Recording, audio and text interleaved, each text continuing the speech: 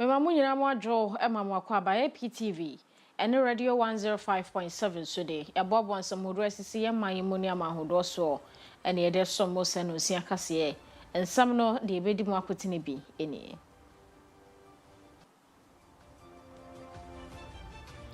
Ema mpani abedi eche ade ato dwasa so ye ya wo mo hwe ni partner mu nsam no esese wo mo ni institutions aka nyina kabo mu se be ya yasetere bo ebetumi akoyi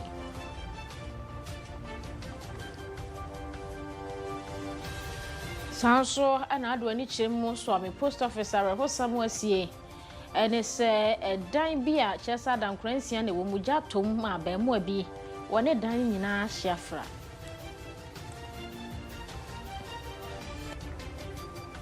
Sanso ana Bank of Ghana ya na agyen so be ye nkyerɛkyerɛ ama entoaso so ku wadi suafo se be ya wo munyini ba no na wo nimdeɛ ɛfa sika korabea ho nsensɛm se be ye betumi abo wo mu sika sɛmu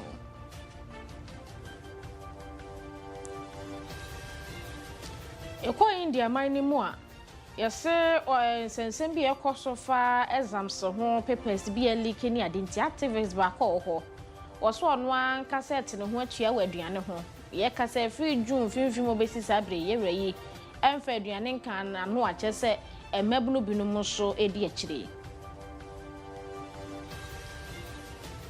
dodo no aka ho ne ye de somo se no sia bre kase news.apbdia.ga.com Obenya online stories nyina asanso na Facebook and YouTube and handle ni APTVGH, TikTok, Instagram, and X intenten fidi ni APmedia_GH. Edia meje so ne boss lady Afia Kyem Agyemang.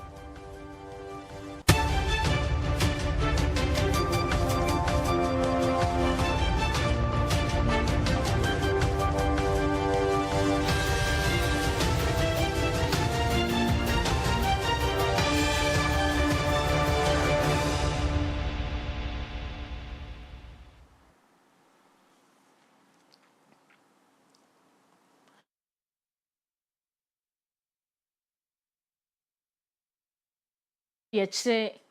obenfo je na opoku Agyemang na kopie mu ewaso ye hwe ni partner ye mu ensemo na nsemo ode akoto dwane sese nka bomu eba institutions yahodro wo mayi mu aso ye mu ye mami afato no ho so se obeba pro ewo ministries yahodro nyina mu no ahwe eniema hodro ekoso de enkoyi aban sese otimi bamu no ahwe hu se ahweye bia ye na dwuma se de sese oye nti eno anasa proboyi ene mampani abedi echedi akopie mu ewo Ministry of Environment a odi akoto wo manim se sese wo ne akwaku aka nyina aka bom se be ya Ghana ha ye hawbi eti se nsu yire ahonedie ho nsem no omo betumi ayama na ba mu no kire se mpempi no ano ye se ye hye tememufo no wonom a ebu mra so ne eduma kwa akogya mara nim ni ade na so no esese ncheche bi wo ha Ministry of Environment ni tumi ye ema ye ntememufo no ye hunu ensunsuanso boni a ewo ye ne ye bi a ye yoso eba sare ne ye ni etumi ba ye ho so a enema bi emo a ye etumi ho fa nsu yire ne ema pi a emo a yaseten wo de ba ne nyina no eto betumi etwa encroachment of land that is not acceptable, and it seems to be happening everywhere, even in the schools, in the hospitals. I don't know, but it's wrong, and you are very, very lucky that you have the minister of lands right in you at your doorstep, so I believe that he will help all of us. And I heard you also on high cost of electricity. Now, but you should generate the electricity for us. Science, we beg, help us. Yes. What do we need to do? How do we generate more? That is part of your responsibility, I humbly suggest. So please help us to help ourselves more.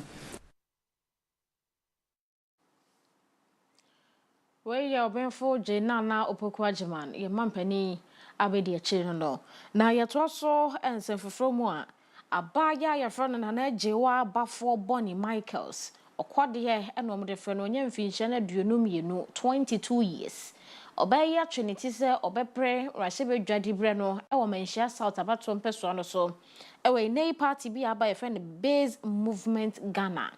Oma friends and trefo enhia mudie e wo party on matena ye wasantemantem a obayi din sam hodwa to dwa so hwemenhia south omo hawo no ye bebre titire pa na mabunu munya nnwuma nye enchechire na training ayenye emfa mabunu munya nsa no dwuma bi nti why na dwen se sa de hye wo menhia south wo se wo ye pani se wo ye akora se wo ye dan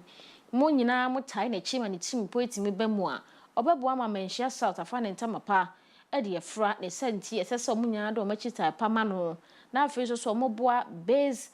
movement Ghana no se be ya ni nyina so so timopa na se party ni nyina timopa no ebetumi abamu. Fellow citizens of Menchia South, traditional authorities, religious leaders, youths, women, men, persons with disabilities, business owners and stakeholders. I am Agyemang Michaels, popularly known as Okodie. Today I sit here before you with humility, courage, and deep sense of responsibility to announce my intention to contest for the position of Member of Parliament for Menchia South constituency. I am one of you. I have experienced the problems, thick and thin moments, and therefore a befitting candidate who has heard and seen it all. So I understand the needs of the people. Enough is enough. This decision is born out of my unwavering belief that leadership is about service, integrity, competence, and courage to stand for the people. As a young Ghanaian woman, I am inspired by the conviction that our constituency deserves the leadership that is accessible, accountable, focused on delivering practical solutions. Some identifiable problems we are currently facing in this constituency are youth unemployment and underemployment. Many young people struggle to find decent jobs despite having qualification and skills, and they end up on the streets. Limited support for small businesses. Traders, artisans, market women often face challenges accessing affordable credit, training and business development opportunities. Educational challenges. Some schools need improved infrastructure, health care access, poor road and drainage, sanitation and waste management, security concerns. Residents often seek stronger community policing, better street lighting, and measures to reduce theft and drug-related crime. Digital inclusion. We lack digital inclusion, honestly. Greater access to IT training, internet connectivity, and digital opportunities can help young people compete in today's economy. However, in this constituency, we lack this opportunity. Citizen engagement. Our constituency needs an MP who is visible, accessible, consultative, accountable throughout the term. We need someone that we can assess, someone who doesn't stay up there and don't even come down to see his people or her people. These problems are the result of self-centered leaders who build political parties and personal interests instead of their people and Mother Ghana as a whole. I proudly identify myself with the base movement, a movement committed putting Ghana first instead of a party first, empowering citizens, promoting. We are Nana Jewa Bafo Bonnie Michaels or Cordiano. When you finish, you know 22 years or a law student.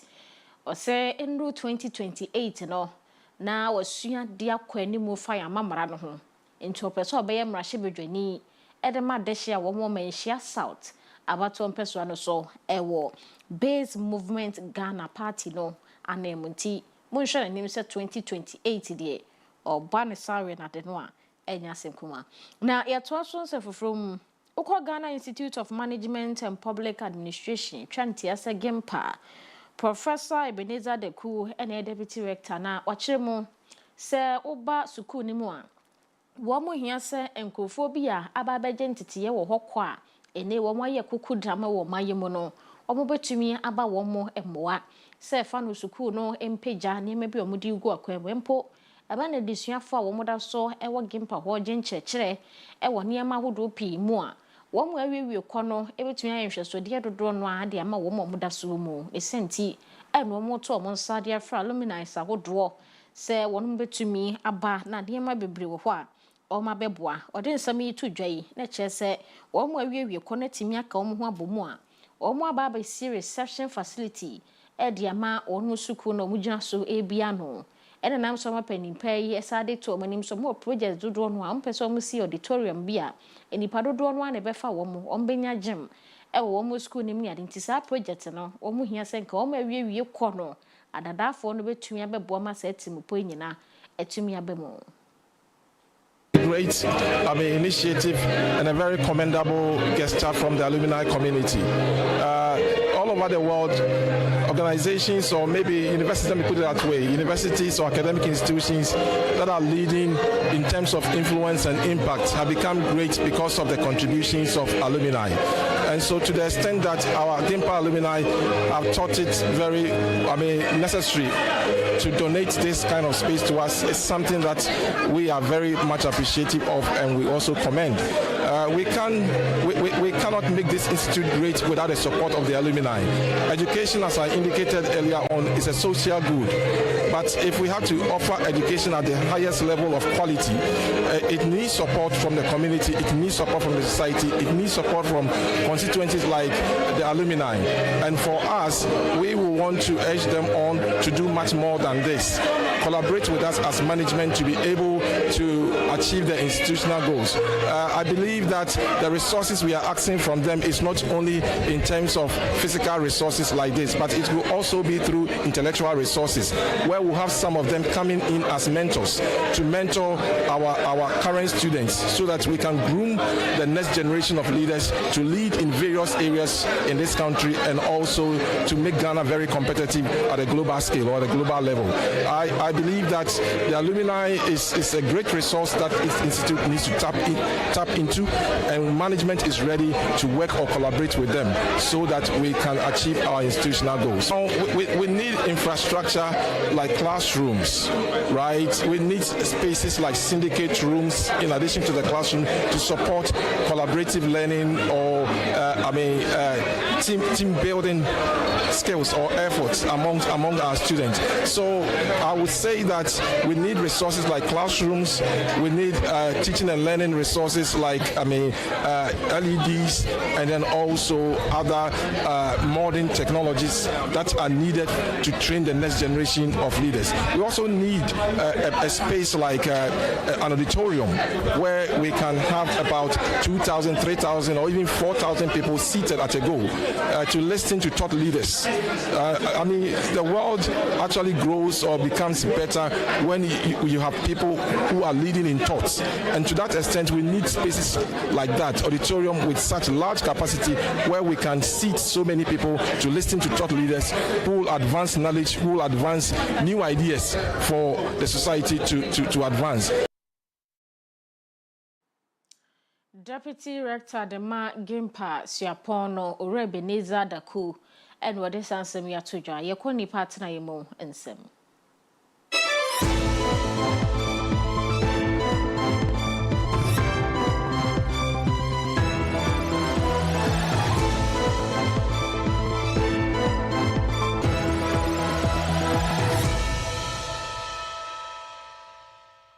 This segment is brought to you by King's Home Studios.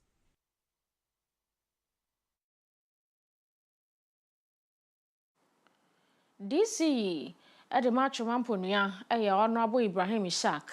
Na wase ebano wonu mo sabeche wato woni pedua ho anaso wodi dem adecha echema wo mo a oso mo hwe nipa dodo ehinya mo na kese yie pa obi wo ho a na sabeche mato ni nipadua ho de ne soso na wofo wo ho mo hwe no anase owo ne ho kani bi wo ho a oboa no wo ne mapimu ye obi nso wo ho a na sabeche mato ni nipadua ho a ondo nimmo bi afri ba bi ba ni wofo bi obeboa no anase oni ho kani bi obeboa no nti o mo hwe free sa fa ho no no won mo hyehya e de aba besinti se ba no mo a omo hwe free nipa asebe niema hia na kese no no mo cha e de aba bedru nipa chipato omo nipadua omo so mo ani nyina no yesika ban no de aba se yemfa ma wo nti we no omo cha ye no enipa aduanan sia 46 ɛno mo nsa kan kade bi te sɛ fufu machine ebi enya machine yɛde pamade ebi nya de yɛde yɛ popcorn ebi nya blenders fridge ne niema pia keka ho a ebetumi abo amommo de ahye adwuma bi ase a ebema wo mo sa tumi akọ wo mo no DCE e de atodwa sɛ afi mu de wo mo nkyɛnwieye wo mo gusua eboaboa niema dodo no ano anase sika aba ne de bre wo mo no sɛ be ya wo mo de betoto niema foforo e de ama enipa binum aka wo mo sanka bi e wo do ma kyɛ mu yani vulnerable obia we very vulnerable by economy wise ya oni obia sabi otomanidi oni baby pakra tena oni obia amokyere ba otwa compunction oni ma to mo sa situation we no bia we ya ajanka na busefo nyina ewu ono kwanete sadisa the most criteria yehwe na ya so the committee this kind of criteria ni aboa no obo so ku school oni shofo and also na yeboano na biasness nim me obi a dem bia wo ba be say wo kola me dia na say be for ma social affair department no mo so ama committee na atnaso na dwumadi sabi omo ba wo se ne pakro party A no wa na party B no wo to once wa ba wa ye disable no dia na wo beti katina dia no ya fa party sem emma o scan yo mo dia scan e ba no afa party bia dia am ase em fa mo asebi mo de demo mo nya mo to mo de ni party e ba mo fan first quarter ba ti guso ti ache bi acha ba next man next 2 months there kaka kraba no e be mo anya ni pa no toso no bia no benya bi obo ha asebi ni ne dem dia wadi a enye de nya bo bia ba wo se ye bo mo ti no aba oba so wan ka so ko beturo ne din ti assessment be kire se edem die we qualify na qualify edem die bu ho a an kwa india ye de mo mfanye na bi de ya de fofo no ade ya che na busia na bi so aton omo so munya di freezers no so no omo kwa munya sika mu mfa bi ntiro omo mfa nti omo life ya ka chiro mo se brano social affairs department baba be strong ake no mana ede amu omo de edwuma di ya yeso mo fanya na de nti se konete obi mfanye edwuma di na ni ade nti a wo mfanye na ya boa asem na yeshe mo so bi fa na no ma ede mo so bi to ne dia be ma police for abam Honorable Ibrahim Ishak ono NADC edema choma mponua awato empeso ano na no akire social welfare director ewo bensin ni mu eyowura Carlton Daniel Maulom na ono nso kire mo hu hiehia se adwumadie yi assembly no tumi di ede boa PWDC awodo nyina wo bia wode ne di ba wo nkratam bia wo mo cha ne kakan kakra de ye beso bia eso assembly no wa ahofama no pepa sesika bia aban ne de ma wo mo common fund ne mo a eseso mo yi de boa afefo mo tesa ne de wo mo beyi no mo de aboa assembly na kasa de so Agyemang say emianu ma o any so mo vulnerable na so mo how challenges kakra on be di se na o chine bi o mo bo pepa mo process tempi ni o mo di dem na ya o mo feel say me di dem a na say enwa and yam beso mo tia say dem di en kire say wase dem di no eye akonya foforo a so mo so mo nya say on betumi aye dwumadin o betumi asunya di yi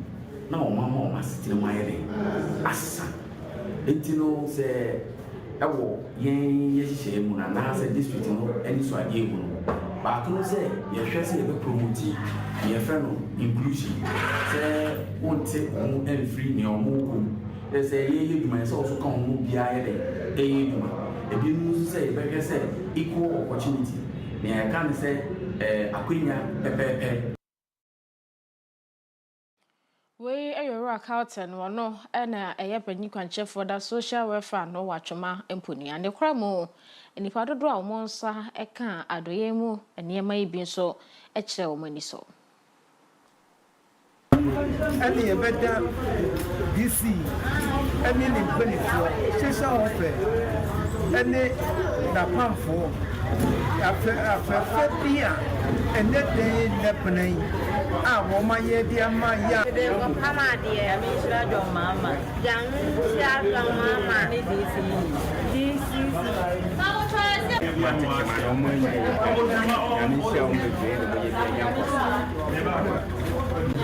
a bunch of your force. I'm a Jima, senior, I am South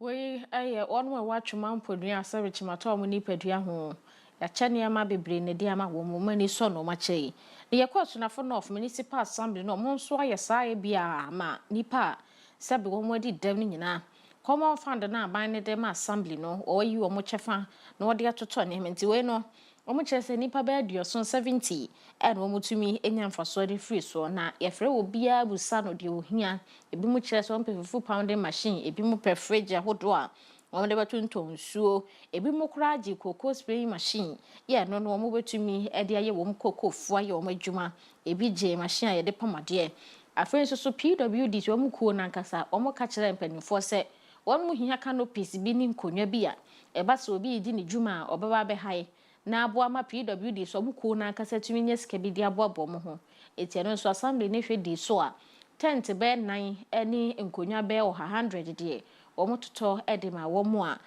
wo no mo America chipani ohoro Joseph akparigbo ejinemu ede nsemudo tudwa se sa aka de nyina beboa ama wo no mo etesa ma setremo etumi akoye. That's for in person living with disabilities. We here about office. You got my company. So in meso omame ebedi assembly han. We can wa ya ye miensa. Na ya na te mai nuanuma sebio. Omo na makwa adidem no. Ti nem mum de nipa mako 70 na benefit. Na ebi de request fridge. Ebi request fufu pounding machine. Ebi request sewing machine, that industrial sewing machine. Ebi request knitting machine.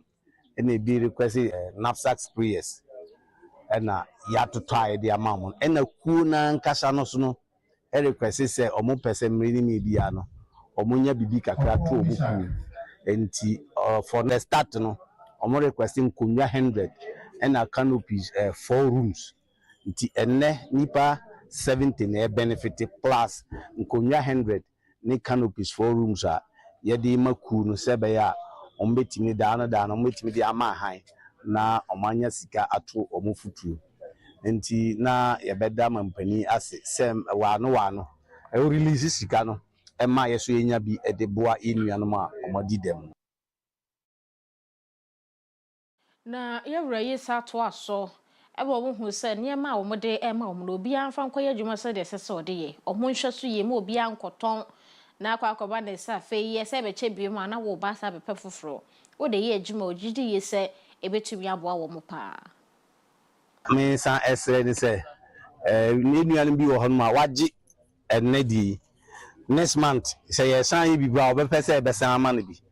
so yes almost wow on sabe count there na fakodi djuma because constituency is super yi and anuanom so a omadi dem so wo constituency doso ti woje wo de enne no next one I be so obi a ne nsa anka bi kura ene ye de be ma no ti ye be sro mo so mo nko na mo nko hwe ni yi e mo amonya machines ni nema mo ankasa request ye no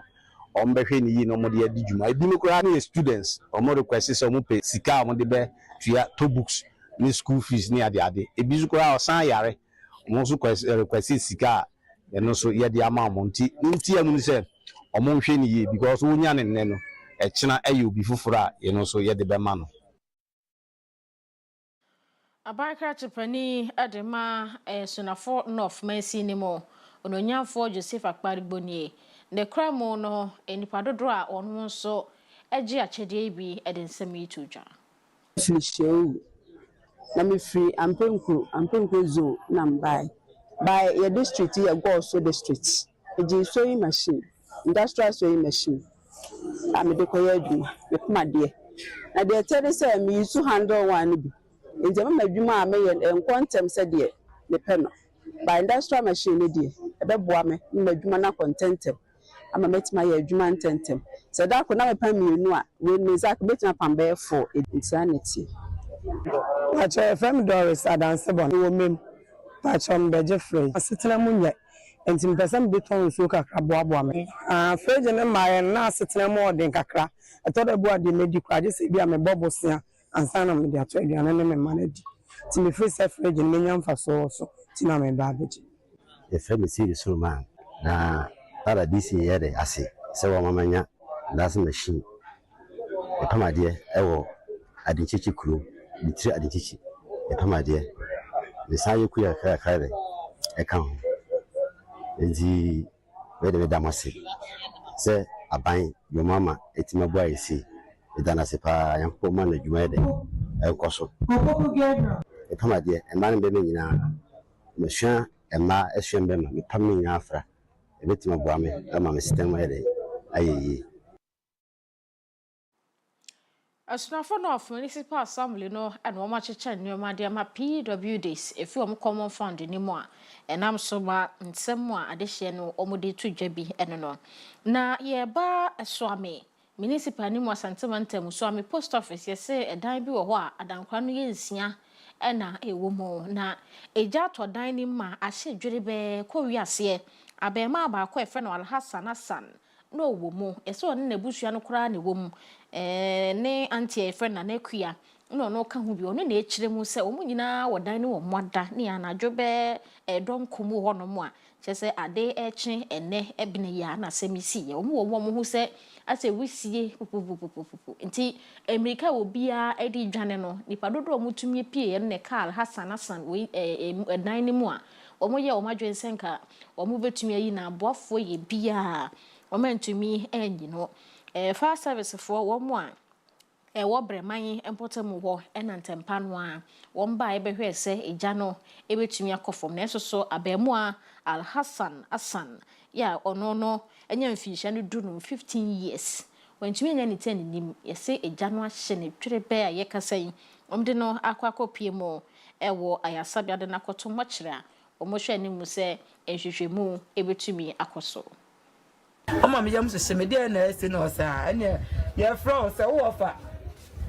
ni fie ni jadam nam se jadam sesai no se ene ahia ma nam se na enipa wo mo matimi apiepi wo se da bi nipa ne de e ba sa no me wo fa dan no ne ba pan ni na dam me wo fa ni ha okokwa asenti ne ba boy ne na dan ne dan ne beto ho ana ma me ne dan ne manti ba sa no e se ba ta no se wo mo wa ni man keto na afiri ho ansa nam se wa ko pepan ni no na se eja no so ho na na eto ho no na afiri ba ti ni ma de property e ko so dan ni ma anti ja no etimi free wa papa ne side ho ye den e de ba ya enti na na akua na ekasa yi a wo kyerɛ mu sɛ abɛmu ano no dadan ye woto ho ni ho so na gya no ɛhyɛ ase de free ye kasa de abɛmu ano wahye dwere bɛ ato ananom ɛwɔ ense do ye try ho akɔgye aboafo nkrato ye ba ye kodwadie mu ensem.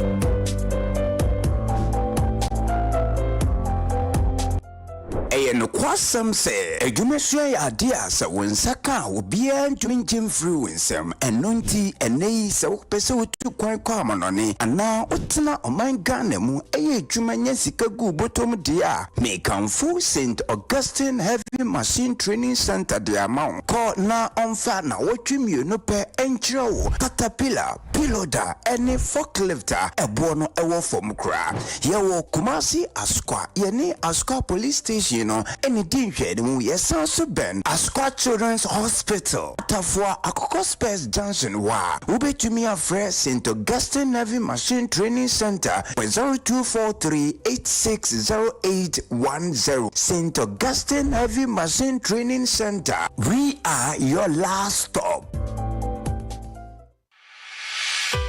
For desktops, UPS, toners,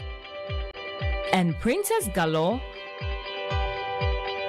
Bell Enterprise has got it all. From CCTV cameras to office chairs that keep you in style at affordable prices that will make you smile. For schools, businesses,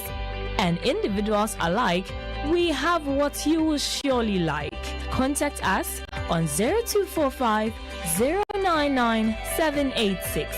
0245 099 786. Pogbell Enterprise. Shop with ease.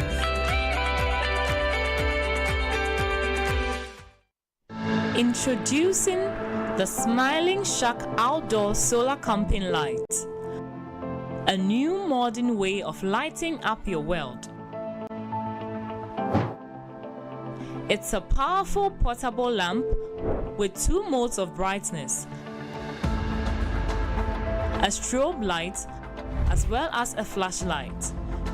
You can power it through solar charging or Type-C charging. With a built-in high-capacity lithium battery, you can also use it as a power bank to charge up your mobile phone through USB. To purchase one, contact 055 051 5323 or 053 520 3534.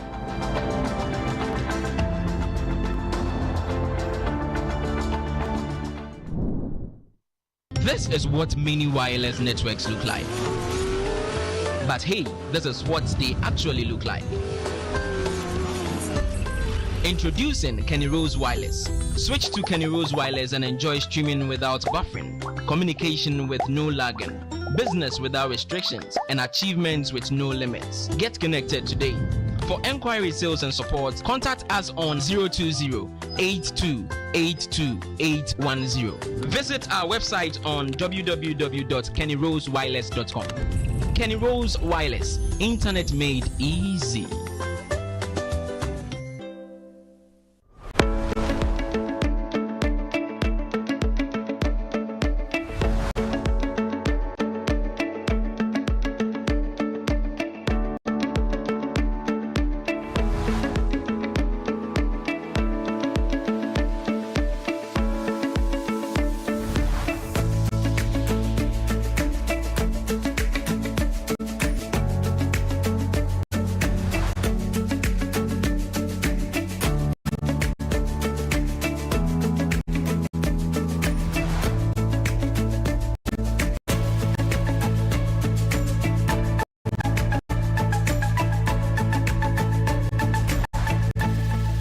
Download the AP Media app now. apmediagh.com/app.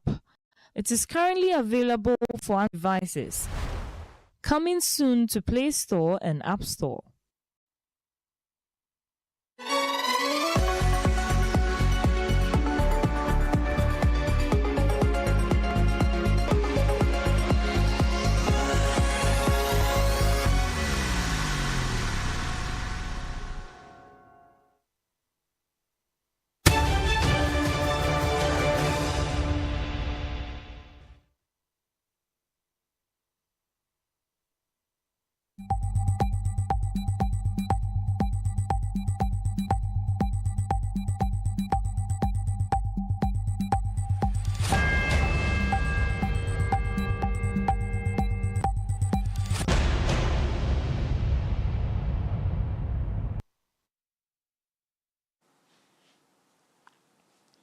Aboafobia wo so yasema yade anwumre no nsia kase asommo ewo APTV ene radio 105.7 so mo krato ne akoje no na yeto so ewo dwadie ensemu a Bank of Ghana Financial Stability Department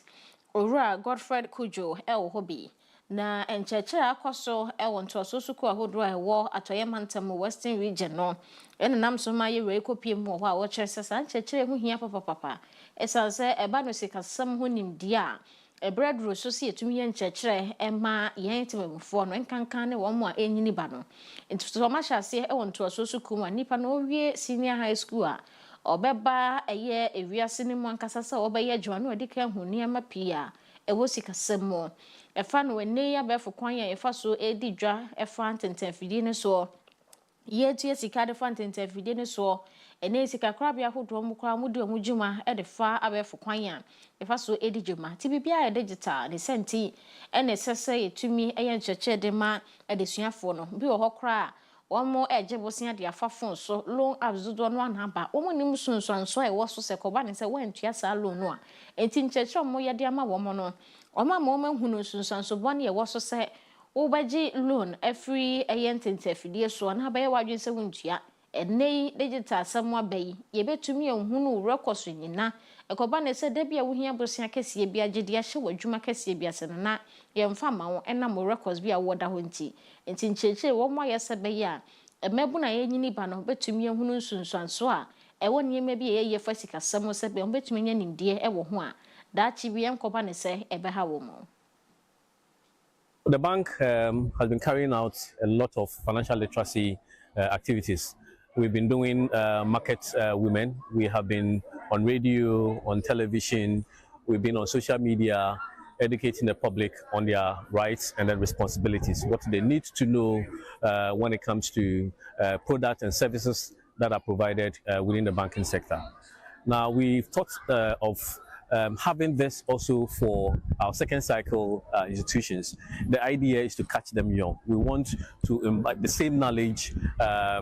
with the kids. Once they go home, they'll be able to also explain some of the things to their parents, and they themselves will be able to make some sound financial decisions. So the bank, in its wisdom, decided that we should engage senior secondary schools students and then give them this kind of education. We ayora Godfred Kujo uko omaisi kakrabia bata meche Bank of Ghana Financial Stability Department ewon wa omo ejina so Bank of Ghana ye nchechire ediama esuku mofra no sebe ombehu sikasem mu nimde na atumi aboa wobo ye kwa amanone ensemo.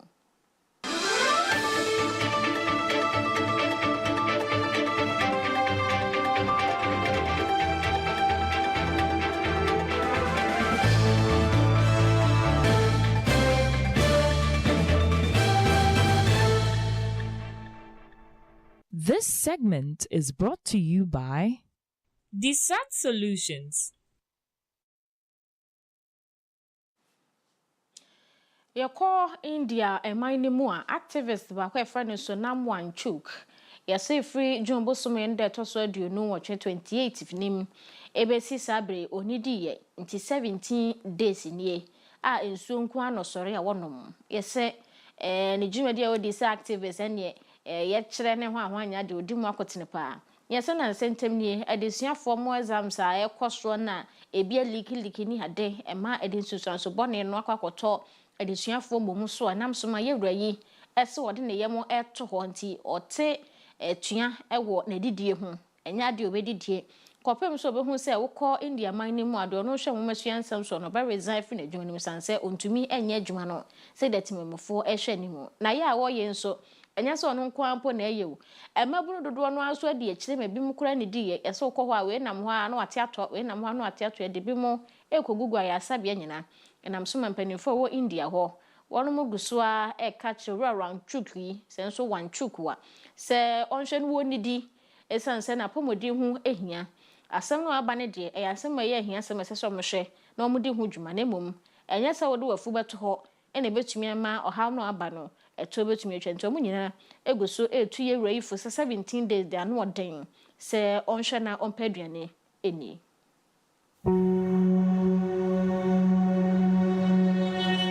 17 days without food. Educationist and innovator Sonam Wangchuk has been on an indefinite hunger strike at the Jantar Mantar in Delhi, in solidarity with students protesting against NEET and other exam paper leak. The activist from Ladakh has lost more than 8 kilos in weight over the period, during which his only intake has been water. While the banner at the protest led by the CJP calls for Education Minister Dharmendra Pradhan's resignation, Wangchuk claims his fight is not about an individual, but for accountability. All long journeys start with a step, and it's never too late to take that step. So we start here, have accountability in education, then in health, then in environment. I cannot alone do that. People have to say it in loud voice, and that's why I'm sitting here to awaken the nation. When will you wake up? 20 young souls have taken their own life. They work hard all their lives to sincerely prepare and succeed in these examinations. And even those examinations are rigged. So it means a lot for those young souls and their families. If you don't raise your voice today when I'm taking the initiative, you are then perhaps condemned to keep dying like animals. While many opposition leaders have backed the protest, they have appealed Wangchuk to end his indefinite fast.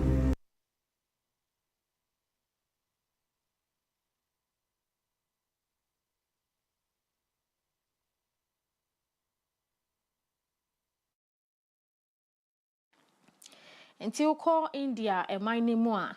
ora so na Wangchuk say oye fasting onidi nsuo nko anopo no 17 days ni wo hwe nim say Union Education Minister na owo India maini mu no be resign sente sapa de ye resi onidi enenam so ma akukudam wo ho bi esene so onpaduane ni o onpaduane ni sanse se ne ya no wato a abrabo no bekoso nti wonhwe na onidi na yetoso ewa monone ensem a astronomers dodo no a wano mo de ababa tu dwase okọ ewiem a ese fe bi galaxy a chese stars aye wo mane ade wo ma hu se esi kire ewo wiem chese free star ba akukọ star ba kwa dada ntantam ni nyina se wa ye de o ma hu sugar bi ewo ho na ene se wo ma fa to mo so mbe ye hwehwemu se esi kire hu hia pa wo nipa setem ni nipadue mo enu nti ehie kra na sa sugar free ba na se kire free ba na nam so ma o mo nanam ye hwehwemu a wiem nyina hwehwemu ni bi akoso makwa ko hu se si kire wo wiem o ma fa samples de aba o mo ye mu enhwehwemu e de hu de ekọ sa hwehwemu ye nsi ye kopem se o mo betumi ehunu bi ya ya chese sugar free pa ye nya no ye nipadue mu a ebo ya setem se si kire ni aduane bi mu a ye se enye de no a won bekoso hwehwemu de akwakosi ase hwehwemu fo dodo no a e na aka se si kire hu asem a e hu amanebo eni. There's sugar in space, and it might be the reason you're alive. For the first time, astronomers have found real sugar floating between the stars. Not in a lab, not in a meteorite, out in the raw gas of deep space, in a cloud near the heart of our galaxy, 27,000 light-years away. It's called erythrulose, the same sugar found in raspberries. And it's not just a trace, there's a staggering amount of it. Here's why that matters. Sugars are the backbone of your DNA. But scientists could never explain how Earth's first sugars formed. Now there's a wild answer. Maybe they didn't form here at all. Maybe they were built in space, locked into comets, and rained down on a young Earth billions of years ago. The recipe for life may have been drifting out there long before Earth existed. So the sweetest thing in the universe? It might be you. Astronomers akọ wiem kwa akọ se si kire wo ho. Divya ba be ka hwe ze ye si kire erade nti omo se ye si kire kura hinfa ne free ba ye de si kire free abode ahyasia obo hu so eto ma hwehwe ma hu ba bi si kire ze free e na omo akọ wiem akọ hu se galaxy ni se stars ni ntem ne de ho de papa sugar nko a ene se ono mo aye hwehwe ma hu se eni ebetumi afiri ho sugar no aye di no ebetimi afiri ho oba asase so kra no fruit bi e friend raspberries no wo mo se sane ne density no sa na si kire no mko hu so ho no so etie amugu so ye wo mo hwehwe ye de nkase na esi ha oknews.apmedia.gh.com obinya online service nya sanso na Facebook and YouTube ye handle ni APTVGH TikTok, Instagram, and X and Tintin Fidini APmedia_GH. Yanko sha with a D and K.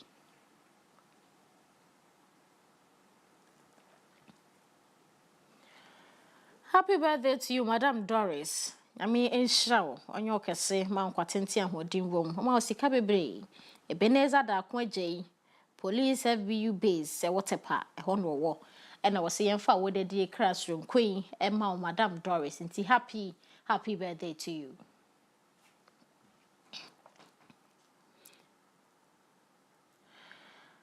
Happy birthday to Hafsatu Masahudu, a fashion designer when you he zongo. Yankopon enhyira Hafsatu na onyo kese. Omo akoma so ade nyina mbre. Father Bronze ono so nyina hi. And esi emfa fidi kese so and wish you a happy birthday.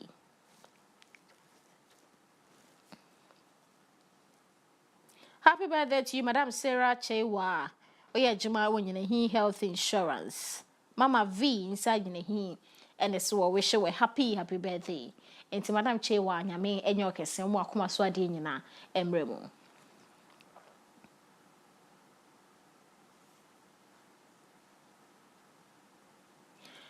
Anyway, boss lady Afia Agyemang masomo e wakase ne kenkan mo ne eye ebnada eniti yakro no commentary wo kwa wo de nyina to amoso wo AP radio 105.7 Spain and France na enye agokensi kitwa ne nanwumde ekoso nti kepoku omo de commentary no ebeto aso tipolo mu nyina ejina mu bi enti madam nyina wasi amamomo ene hwe eniti